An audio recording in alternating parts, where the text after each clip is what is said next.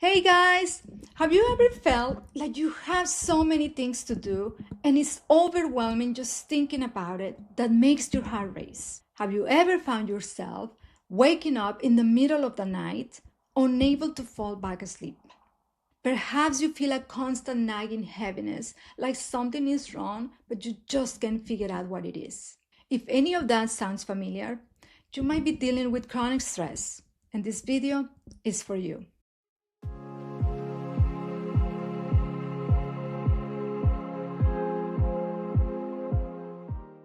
Welcome to the Reflection Room. My name is Zandra, and I am a licensed mental health counselor in the state of Florida. As a reminder, this message reflects my perspective on the subject and is not a substitute for therapy. If any of the information resonates with you, please consider reaching out to your therapist or your doctor. Let's get started.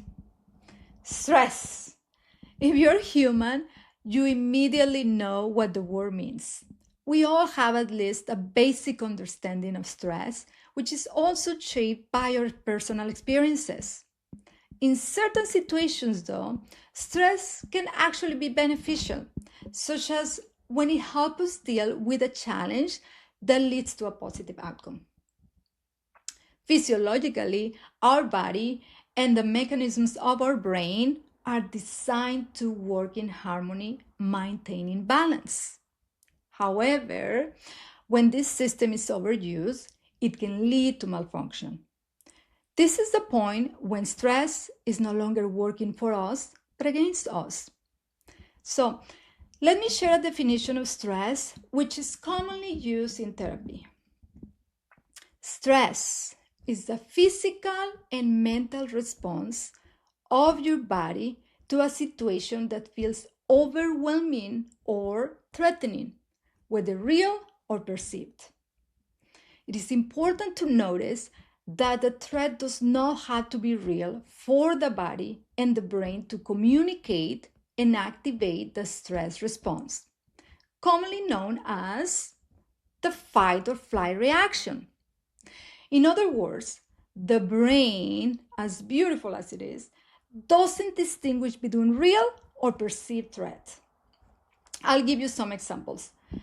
Let's say that you're facing a deadline at work and you're running out of time.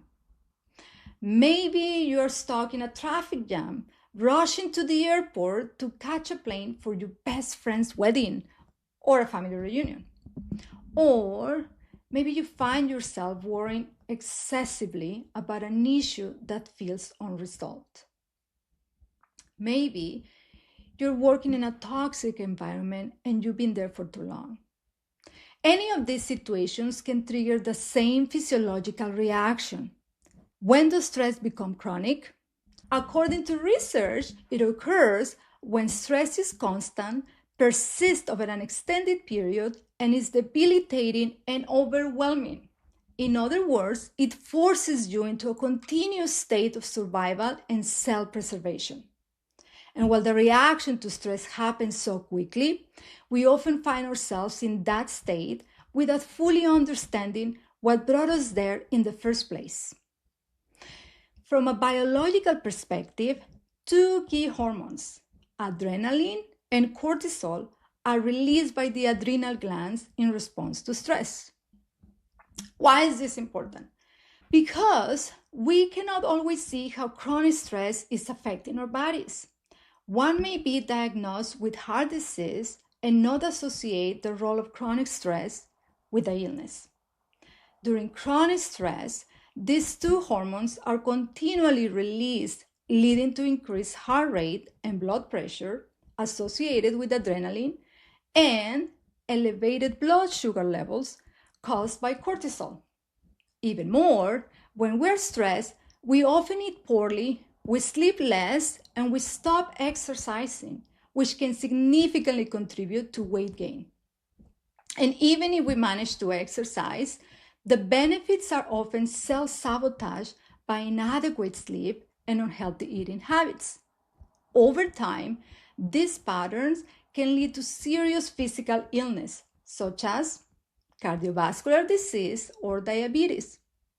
Chronic stress also impacts mental health, increasing the risk of conditions like depression or anxiety. What can we do to manage chronic stress?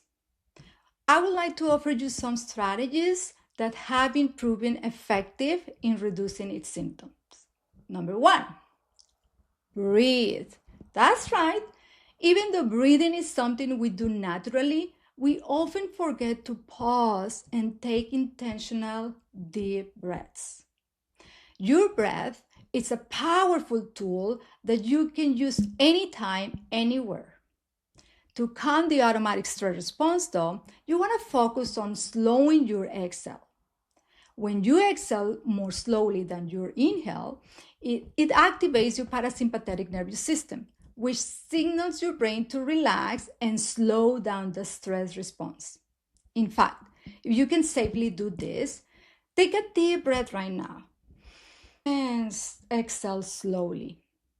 And as you exhale, let your shoulders relax. Feels good, huh? Number two, set boundaries.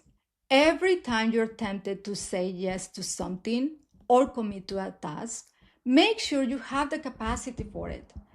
This can especially be challenging for those of us who tend to be people pleasers. When it feels difficult to say no, reframe it by reminding yourself that saying no to others is really saying yes to yourself and your self-care. Number three, break down your to-do list. So you want to focus on tasks that absolutely need your attention and delegate the rest, at least for the time being. One of my mentors once told me, replace how am I going to do this with who is going to help me with this. Big difference. Okay, number four, improve your sleep quality. Yes, intentionally create an evening routine to help you wind down and prepare for restful sleep. This might include gentle stretches, a warm bath, creating an inviting and relaxing space in your bedroom, and definitely stay away from your cell phone for at least a couple of hours before bed.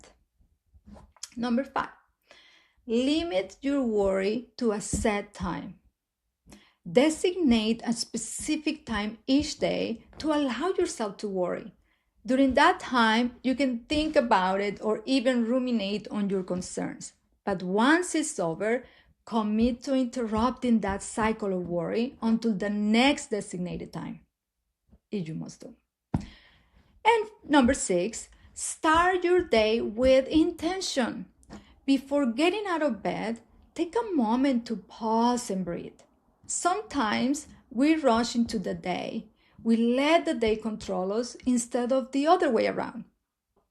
Take a breath and set your intention and lead the day.